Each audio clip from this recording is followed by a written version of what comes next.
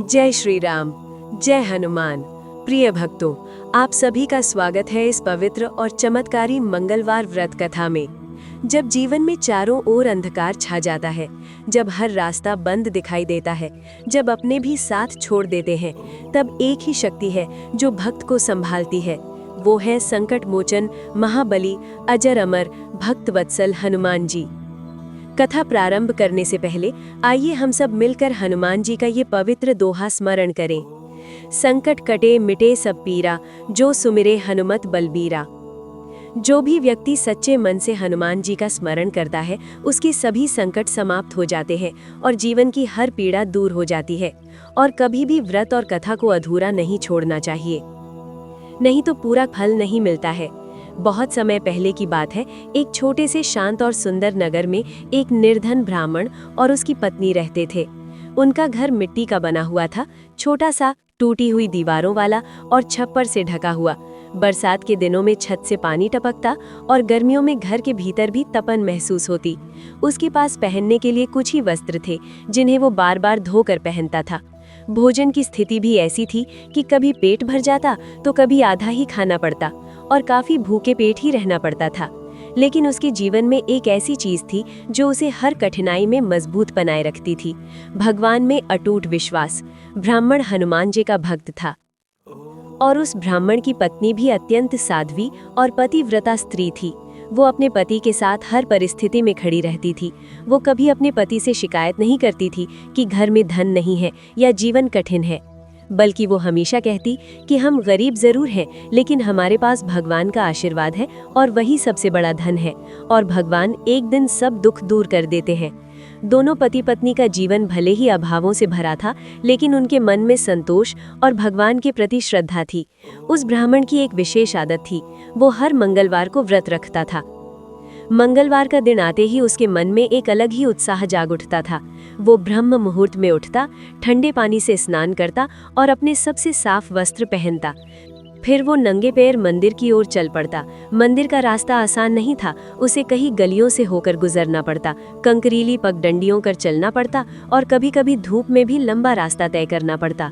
रास्ते में लोग उसे देखते, कुछ लोग उसकी भक्ति की प्रशंसा करते तो कुछ उसका मजाक उड़ाते, लेकिन वो किसी की ओर ध्यान नहीं देता। उसकी नज़र सिर्फ एक जगह होती, मंदिर के द्वार का द्वार। मंदिर पहुंचते ही वो सबसे पहले द्वार पर सिर झुकाता, फिर धीरे धीरे अंदर जाता। वहां का वातावरण अत्यंत शांत और दिव्य होता। घंटियों की मधुर ध्वनि, अगरबत्ती की सुगंध, दीपक की हल्की रोशनी और सामने विराजमान हनुमान जी की प्रतिमा। ब्राह्मण पहले मंदिर की सफाई करता, फिर एक छोटा सा दीप जलाता। उसके बाद वो प्रेम पूर्वक हनुमान जी को सिंदूर चढ़ाता और चमेली का तेल अर्पित करता, और फिर वो आसन पर बैठकर बड़े ही प्रेम से हनुमान चालीसा का पाठ करता। हर शब्द के साथ उसका मन और भी शांत होता जाता, हर चौपाई के साथ उसका विश्वास और मजबूत होता जाता। समय धीरे धीरे बीत रहा था, सब कुछ ठीक चल रहा था, लेकिन एक दिन अचानक उसके जीवन में एक बड़ा संकट आ गया। उसकी पत्नी बीमार पड़ गई। शुरू में तो उसे साधारण बुखार लगा, लेकिन धीरे धीरे उसकी हालत बिगड़ने लगी। वो कमजोर होती गई, उसकी आवाज़ धीमी हो गई और एक दिन वो बिस्तर से उठ भी नहीं पाई। ब्राह्मण ये सब देखकर टूट गया। उसके पास पैसे नहीं थे कि वो वैद्य को बुला सके, न दवा थी न कोई सहारा।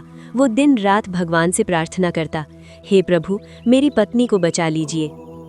उसकी आंखों से आंसू बहते रहते। और फिर आया मंगलवार, वो दिन जो उसके जीवन का सबसे महत्वपूर्ण दिन था।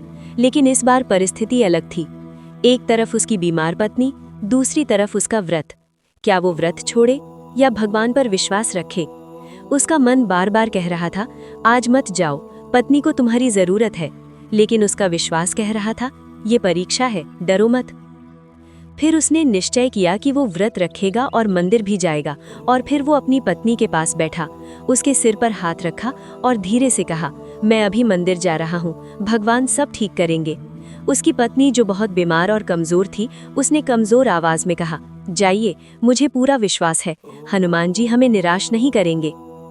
भगवान के घर देर जरूर है, परंतु भगवान अपने भक्तों की सुनते जरूर है।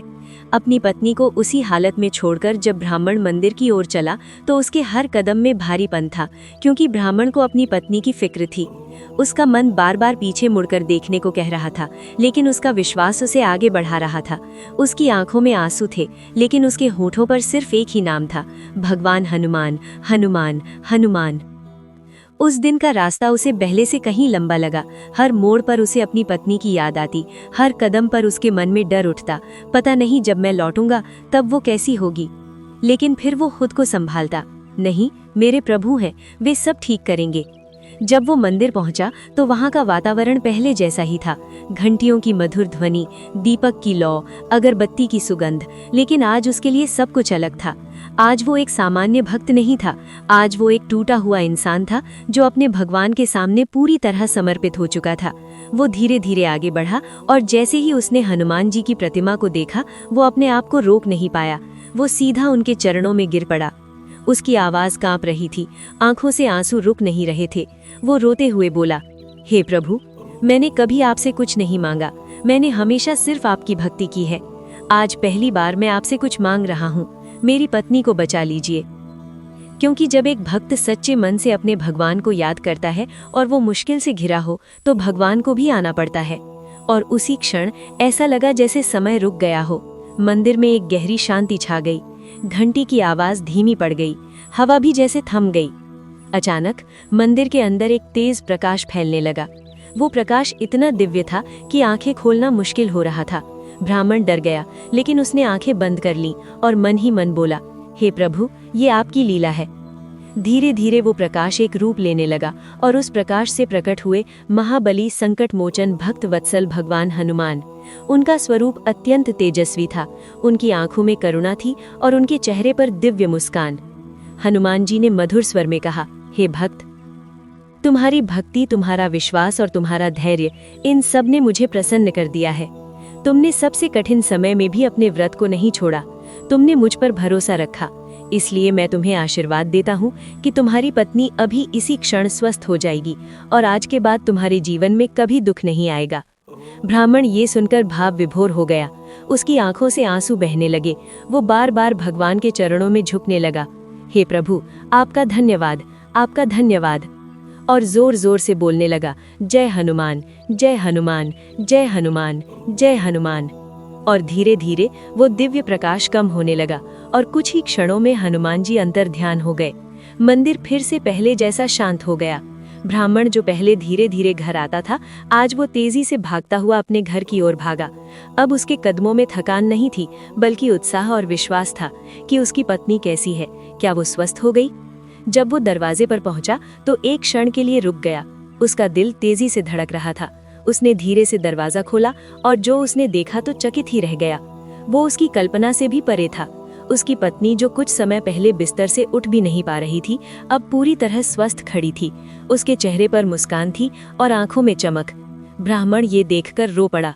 वो दौड़कर अपनी पत्नी के पास गया। दोनों की आंखों में आंसू थे, लेकिन इस बार ये आंसू दुख के नहीं, खुशी के थे। दोनों ने मिलकर हाथ जोड़कर कहा, हे हनुमान बाबा, आपका लाख लाख धन्यवाद। उस दिन के बाद उनका जीवन पूरी तरह बदल गया। धीरे धीरे उनके घर में सुख आने लगा, काम मिलने लगा, गरीबी दूर होने लगी। लेकिन एक चीज कभी नहीं बदली, वो थी उनकी भक्ति। वो ब्राह्मण आज भी हर मंगलवार को व्रत रखता था और हनुमान चालीसा का पाठ भी रोज करता, और अब वो और उसकी पत्नी सुखपूर्वक रहने लगे। ये कथा हमें सिखाती है, सच्ची भक्ति कभी व्यर्थ नहीं जाती। भगवान हमेशा अपने भक्तों की परीक्षा लेते हैं, लेकिन अंत में वही भक्त विजयी होता है जो विश्वास नहीं छोड़ता।